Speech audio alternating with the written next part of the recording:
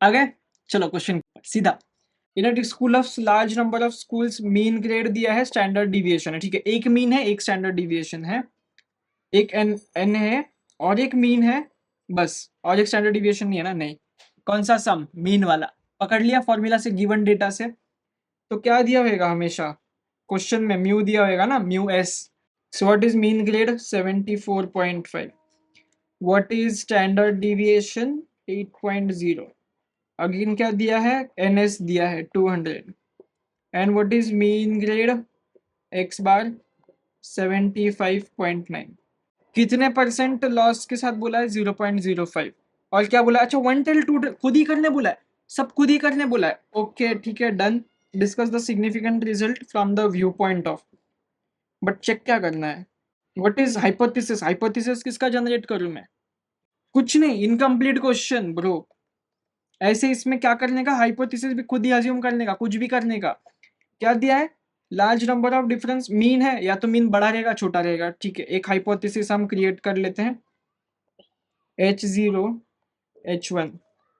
तो अभी क्या करने का? अभी एक्सपीरियंस यूज करने का, क्योंकि क्वेश्चन में कुछ तो मीन मीन दिया नहीं है। तो इस क्वेश्चन में हम क्या करते हैं? हम या तो लेस देन पकड़ते हैं या तो ग्रेटर देन पकड़ते हैं।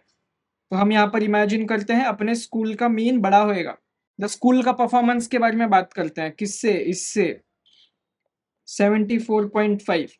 किससे किससे कंपेयर हो रहा है? Performing better in which sense? Population. क्योंकि हम पॉपुलेशन पर ही हाइपोथेसिस बताते हैं ना कि ये पॉपुलेशन पे काम करेगा कि नहीं। हो रहा है, क्लिक हो रहा है, समझ में आ रहा है? अभी तक हमने क्या पॉपुलेशन पर ही तो सब कुछ कर लिया। सैंपल से हम पॉपुलेशन एस्टिमेट करते हैं, पॉपुलेशन के ऊपर अप्लाई करना है कि नहीं। तो इस सैंपल से सीधा पॉपुलेशन के ऊपर। तो school is performing better and schools are performing at same, ठीक है। Performance is better, same performance. ये हमने किसके लिए किया? हमने वन टेल्ड के लिए किया ना। क्यों बोलो?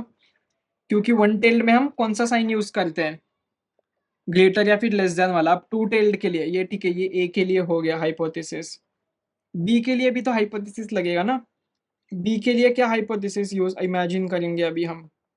नॉट इक्वल टू का साइन लगता है। तो what does this means? Is school performing different. जब डिफरेंट कीवर्ड आता है तब नॉट इक्वल टू का आता है ना। तब तक का एक्सपीरियंस यूज करो। तो performance is different and performance is same।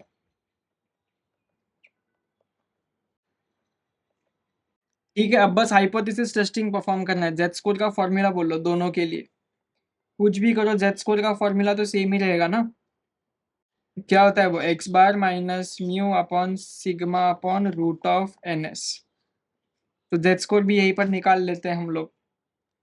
75.9 minus 74.5 upon sigma is 8.0 upon square root of 200। 2.4748 ये आ रहा है जेड स्कोर। ठीक है, इसको मैं ब्रैकेट करके रख देता हूँ, ये काम आएगा जेड स्कोर। हमें वन टेल टू टेल के लिए बोला है। एंड लेवल ऑफ सिग्निफिकेंस क्या है? 0.05। पहले तो one tailed Z C for 0.05 and यहाँ पर two tailed Z C for 0.05। यहाँ पर दोनों का वैल्यू लिखेंगे। वन टेल्ड के लिए 0.05 1.645।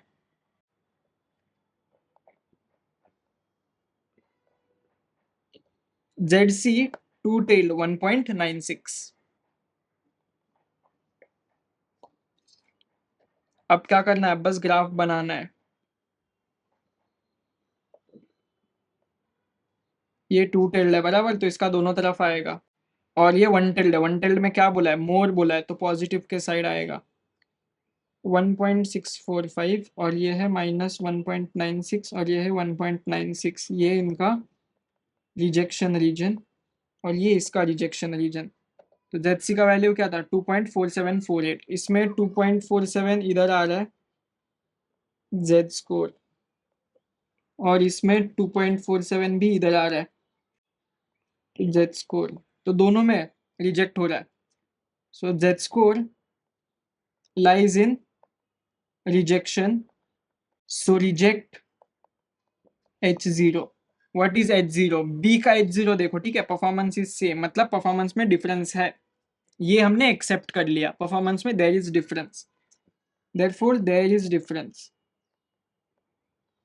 और इसमें भी reject H0, Z score lies in, यही पे कंटिन्यू करते रहे, रिजेक्शन रीजन। सो H0 इसका रिजेक्ट करेंगे, मतलब which is this, performance is better, so school's performance is better। हो गया क्या प्रूफ कि स्कूल का परफॉर्मेंस बेटर है, वो वन टेल टेस्ट से शो दिया। एंड परफॉर्मेंस अलग है, ये हमने टू टेल टेस्ट से पता किया कि परफॉर्मेंस, अरे परफॉर्मेंस अलग है, लेकिन अब परफॉर्मेंस अच्छा किसका है, पॉपुलेशन का कि स्कूल का, वो वन टेल टेस्ट ने बता दिया। फील आ गया, इसमें मीनिंग है अगर तुम ढूंढोगे तो, लेकिन अगर ब्लाइंडली सिर्फ मार्क्स स्कोर करना है तो बस स्टेप्स फॉलो करो, आंसर तक तुम पहुंच जाओगे अपने आप। तो इतना ही था, नेक्स्ट वाले एक और सम देखते हैं, फिर उतना ही, चलो बाय।